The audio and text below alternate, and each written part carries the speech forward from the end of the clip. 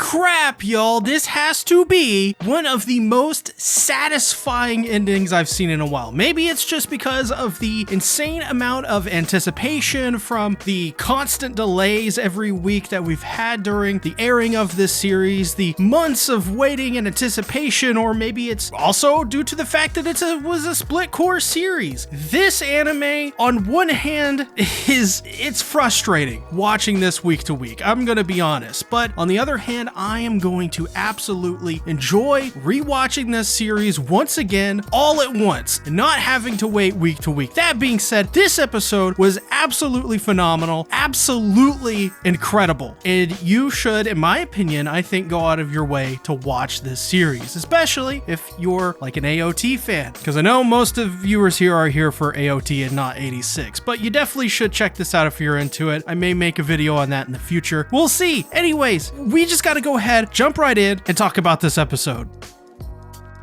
I want to remind you guys that at 1,500 Twitter followers, I will be holding an Attack on Titan themed giveaway, and it's going to be a pretty big one. And I'm glad to say that currently we are just 10 subscribers away from 1,000, so if 10 of y'all can go ahead on over and follow me on Twitter. I talk about all kinds of stuff there, from up-to-date anime news, whatever's airing that I'm not covering on my channel, and it's just a great way to converse with me if that's what you want to do. So follow me at SeaTacticsYT.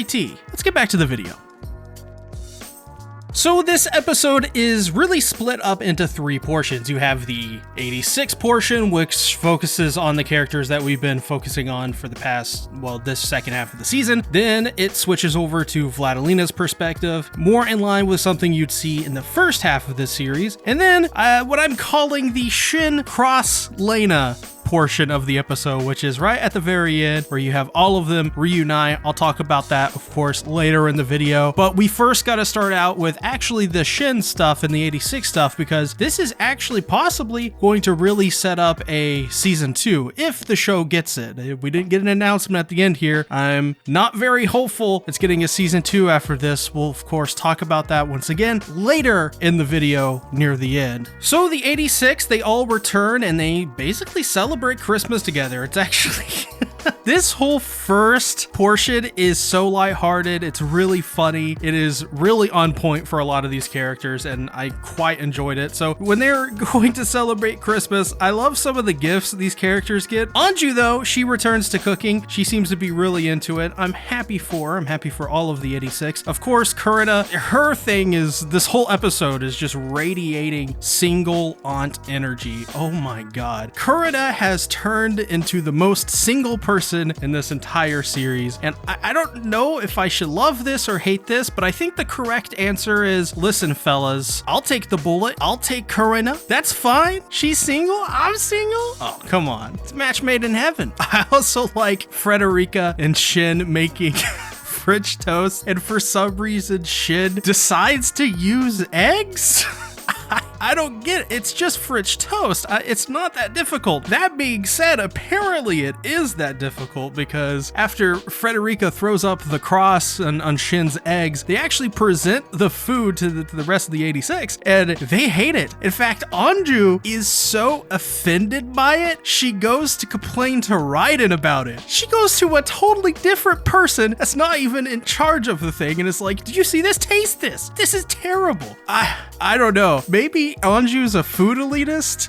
It could be, but you know, I think it's the thought that counts. I would eat Frederica and Shin's French toast. Why not? These people went out to war. They deserve a little bit of humility, I suppose, from me at the very least. So then it's pretty much revealed after this that Shin and the rest of the 86 are going to be in a mobile unit together, pretty much. And while all of the other 86ers are pretty much in agreement, like, yeah, we'll do it, Shin doesn't really have an answer immediately, which is quite interesting, because this is a guy that would just go directly into battle given the order. He didn't really care before. So this is an interesting reaction, and of course we know why as the episode develops. Sadly though, it's revealed that the Legion largely remain intact, and in fact they will probably be able to take out the rest of humanity with somewhat ease, as essentially humanity will run out of supplies before Legion ever gets close, as a lot of their production facilities abilities are just, they're not even touched pretty much. Even after the defeat of Morpho, it didn't really do much to harm Legion's effectiveness, which is pretty crazy to think that, yeah, that didn't really do much of a dent, if anything at all. It really just prolonged the inevitable in many cases, but with them getting together this mobile strike unit, the hope is that they'll be able to take out key strategic Legion points, whether that be fobs, intel, points of interest, or just units in general, much like Morpho's unit was. It's going to be somewhat of an interesting case as well, because you also have to consider, and they even made sure to focus on it in this episode, that Shin's ability of some kind of strategic foresight, that he's able to foresee the strategies that the Legion will use. He is a really valuable asset, and I think Ernst actually sees that, because the other people in Giat are very surprised by Ernst just agreeing to this. They thought he wouldn't, but I think it's supposed to give you in this scene a bit of context that Ernst now kind of has a grasp on Shin's powers, and maybe he just didn't want to use it before, maybe he realized it before, but I guess the idea here is that Ernst sees, well, they want to go out to battle, they took out Morpho, none of them died, they're gonna be okay. And not only are they gonna be okay, but if it's led by Shin and Vladilena, then most likely they're probably not going to be taken out because of, well, to put it in literal terms, I suppose, Shin doesn't exactly have plot armor, but he has a way out of things to make things more interesting. Then we get what initially seems sort of like a dark scene, but actually kind of turns into one of a lot of positivity. Shin goes to visit Eugene's grave and sees the letter there written by Nina, and Marcel shows up. Basically, our last pretty much introduction to this character and was very negative. He didn't really think much of Shin. He actually thought Shin was kind of a bad omen and got Eugene killed. But it seems like Marcel was really very, he was hurt. He was in the moment. That's what it seems to me. And he said, and he did a lot of things that he seems to regret. And he was really, at the end of the day, only sticking up and looking after Nina, which still seems to be the case. So I'm happy that Nina has somebody that is looking after her, because she's so young and it's just really a sad story. But Shin leaves behind the photo that Frederica took of Shin and Eugene. And it's just a really bittersweet, touching moment that puts a nice, neat little bow on that storyline and closes out that arc in Shin's character. Speaking of closing out Shin's character, though, this next scene is actually very important to his character, and it ties up his character. And that is, Shin finally lets go of those dog tags. He lets go of his brother, and he says that he doesn't know what he's going to live for, what he's anticipating, what life is going to be like now that he's leaving behind this persona of the Reaper, which I called the Undertaker for quite a while there. Apologize for that. And it's really just one of those things where Shin has seemingly come to peace with what has happened in the past, and he can let go of those things that held him back prior. Of course, I recently did a video about how Vladilena saved the 86. Leave a link in the cards there for you. But it's pretty much talks about this idea of survival's guilt that Shin has and these things that he can't let go. And it seems that in this scene,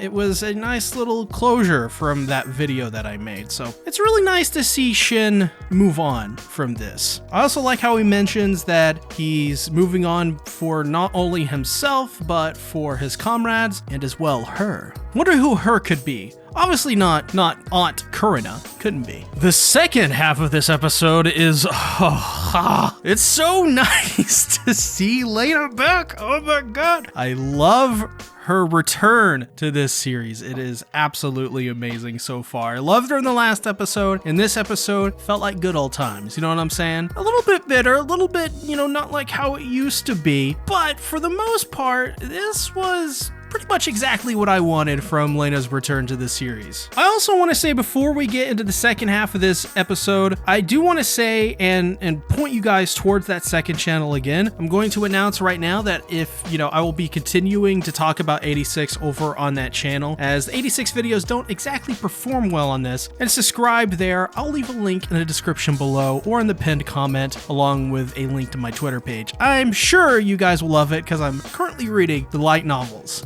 So I'm going to be talking about those hopefully soon. Just love this series. It's so good. So Lena returns to her home and everything is absolutely decimated. The Legion apparently attacked at the night of the festival. I mean, we saw that for our own eyes. And well, Giad actually came to rescue the Republic, which was nice of them. Ernst is a pretty good guy. And as well, we see Lena gets her kitty back. Apparently its name is Teppy, so that's pretty cute. But it seems like actually the people left in charge, at least the guy that took Václav's place, it seems like people are looking to what Lena is doing. Like this guy he's like, oh, Lena, that is your name, right?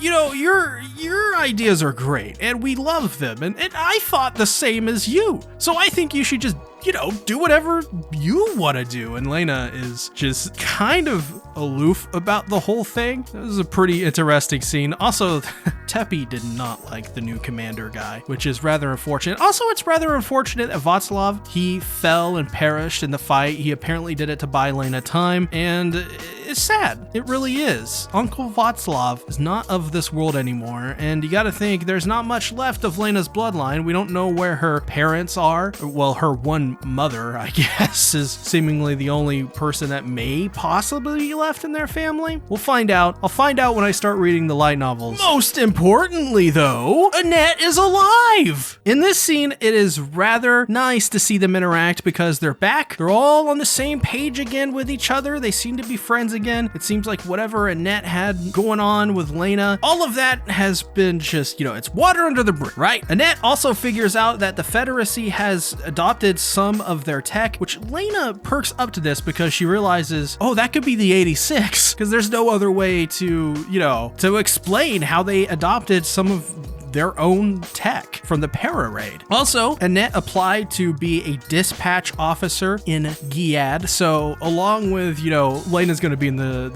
Giadian Empire now. Not only that, but Annette's going to be there. We love Annette. We love Annette here on the SeaTactics. Annette is fantastic. And also, you know, Lena and Annette shippers, they're out there. And I can hear you after this scene. They start to play with each other on the bed, and Lena puts her arm around Annette, and I immediately thought, oh, the art. It's gonna happen. You know it's gonna happen. And then this part of Lena's episode ends. It actually ends with her arriving. Well, it just mirrors the ending of Shin's part of this episode, pretty much one for one, but on Lena's side. So that's a pretty good technique they use to bring those two characters together. It's something, there's just a lot of symbolism in this series. I mean, one of the best parts of this episode was at the very end when the train tracks end, because that's actually, I believe it may be how part 2 starts, but for sure one of these parts, first part or the second, start with the train tracks. So that's a pretty cool symbolism moment. I mean, this series is full of it, chock full of symbolism. Every episode, it reeks of symbolism. So not surprising there, but I thought it was pretty nice to point out. So apparently the 86 ship Lena and Shin, it's gotten to a point where they make art of Shin and Lena together. Theo did. He showed Lena as their first iteration, right, of the pig and princess's clothing. And then the second one was Lena riding a pig along with Shine and tow. And the third image was Lena holding Shin and Shin having a bloody nose. That was some good stuff. At one point, Kurita throws the notebook at Theo and is like, I won! He thinks of me as a sister! That means I win! And I'm like, no, that just makes you the lonely aunt, Kurita. Jesus. Go get a cat already. I like how they're apparently also developing a story behind Shin and Lena, and it's a boy meets girl story, and Ernst really likes the idea. I mean, everybody is behind this ship in a series. It almost seems like the reaction people have in real life with Lena and Shin. I mean, honestly, I don't think I've seen such a positive reaction to a ship before in anime. I mean, there's a lot of creepy ones, don't get me wrong. There's a lot of creepy ones, there's a lot of really popular ones, but I'm just talking about the emotional reaction to Lena and Shin. It just seems like everybody wants it to happen. It seems everybody loves it, and I love it. I want more of it. Lena, Shin, this is great. So positive. I also want to mention the scene where Frederica is like, I'm gonna go prepare something too. And so she runs off and gets caught by Fido, and she just does the shriek, and the shriek is just so funny. I laughed so loud at that. Ugh, I love Frederica. I would love to do a video on her in the future because she's such a great character in my opinion. And then it happens. They all meet, and the thing that broke my heart in this is that Lena knew from their voice and from the drawings that she had of them who they individually were. It wasn't just Shin, it was everyone. Lena is such a fantastic character in this whole series, but as well, she is so goddamn nice. It's obvious that the impact that Lena had on the 86, it goes vice versa. The 86 had a massive, integral part in Lena's growth as a character, and I'm just so happy they're finally able to reunite, I suppose, or unite for the first time in person, and everything go well. Like, none of them are going to die. They're not gonna, have some cheap deaths for these characters. They're all gonna be happy as they fight against the Legion or whatever, which doesn't sound happy now that I think about it, but it's great. It really is. It's awesome. Of course, the picture in my head that I first think of, the two actually, is Lena crying and then just being so happy about it. And then as well, the final scene, one of the final pictures you see is the tease of Shin and Lena holding hands. This episode was absolutely wonderful. If you have not seen 86 yet, like I said, what are you doing here? Go out, watch the series. It is a really good series. This has easily one of the best endings that I think I've really ever seen in an anime in recent memory. So if you're somewhat on the fence and you think this series is whatever, I don't think it is. I think it's pretty great. I think you should go out and watch it. Give it a shot. I love this series. I don't want to continue talking about it. Really into this series, really into these characters. This was, honestly, I don't know how they were able to do it. They were able to pay off such a long wait, a 3-month wait. And then on top of that, 2-week delays for pretty much each episode of the second half. And then as well, a split core season. Like, I don't know how they were able to pull it off. And obviously it harmed some of the series in the middle there, but for the most part, it just worked. It worked out at the end. And I think that's just because the ending was that good, and it was that well thought out, and it was that well directed. The music was that good, the art direction was that good, and the story was that good that it was worth it at the very end of the day. Ladies and gentlemen, this was impressive by all accounts. And when I genuinely say this, I genuinely mean that 86 is probably one of the best light novel adaptation anime you're ever going to get out there. It is one of the best, I guess if you want to call it a mech anime, one of the best out of there. It's just a really good series, and I love it, love the characters, love the story, love everything about it, and it's sad to see this series go, but hopefully I'll be able to make future videos on it on this channel in the future for you guys. With that being said, thanks for watching with me throughout the many months that we've been covering 86. I greatly appreciate you guys. If you want to stick around for this channel, of course, you can subscribe and ring the bell. I upload plenty of videos on AOT. That's pretty much my main joint, and I'm sure if you like 86, you'll definitely be right at home with Attack on Titan. If you haven't already, check out these 86 videos on my channel, one on Vladilena Milize, and of course, the one that's on my second channel of, well, how Vladilena saved the 86. Thanks for watching, everybody. I'll see you guys later. Bye-bye.